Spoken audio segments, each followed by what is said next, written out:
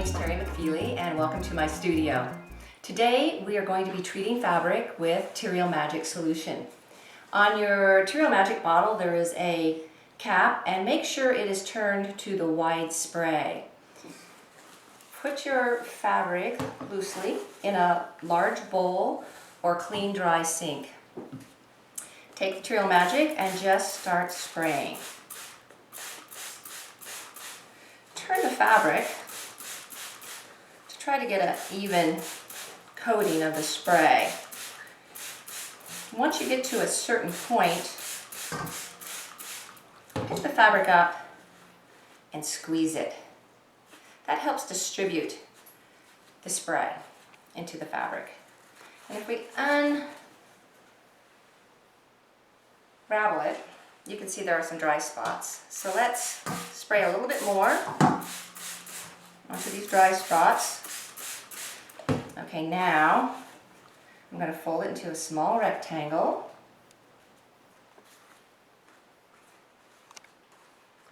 And then I'm going to squeeze. And see, when I'm squeezing, the solution's just coming to the surface. And that's it. When we unfold the fabric, you will see it is completely saturated. So now we're going to hang it on a clothesline, or I like to use this little round curtain rod. And I either place it in front of the wood-burning stove in the wintertime, or I take it outside and hang it on a line to dry in the sun. It only takes about 10 to 15 minutes for this to completely dry. It's very fast drying, and it depends on your humidity, but I have never found it to take very long to dry. Okay, once your fabric's dry, it will look like this. It's kind of crunchy. I find that if you let it dry to just damp dry, it's easier to press, but we didn't do that, so I'll show you how easy it is to press. And because it is very, very dry, my iron is heating up right now. Oh, there we go. It's hot enough.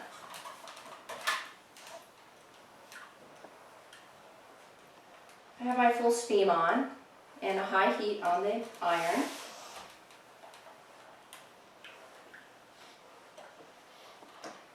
A bottle of Terial Magic will do between 4 and 5 yards of fabric, depending on your humidity and weather conditions. But a little bit goes quite a ways, especially when you're working in fat quarters. So here's the pressed fabric. And it has a paper-like quality. Now that the fabric is dried and pressed, I will show you how easy it is to rotary cut,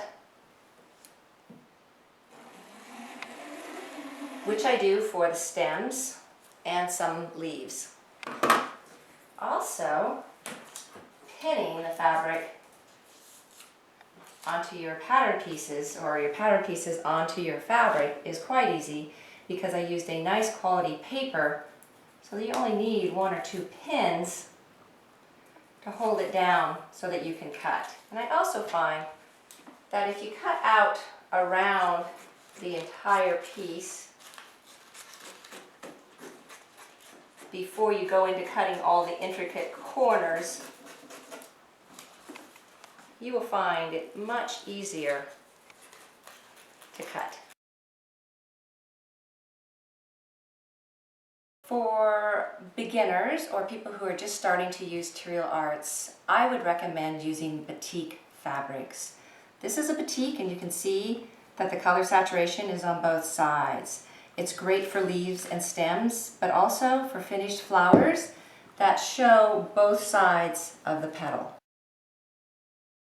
Another option that you could try is, when the fabric is dry from the line, to bring it in, is to just leave it crinkly, because there are certain petals on flowers that look better when they're crinkled, especially if it's an autumn type bouquet. There will be times when you're making flowers that you will want them to be more permanent, and since Terial Magic will wash out, sometimes it's good to spray the finished art with an acrylic clear matte finish. This is Rust-Oleum's Painter's Touch, but you can also use a Krylon. There's many of them out there. It's just a clear acrylic finish to completely spray the finished art, just to make it a little more permanent and keep it from wilting in the event that water does get on it. Well, I hope that Terial Arts will inspire you, and I hope this gets you energized to try new and exciting things with your projects. Also, I would like you to visit terialarts.com for more ideas, my blog, and many, many tips. Thank you.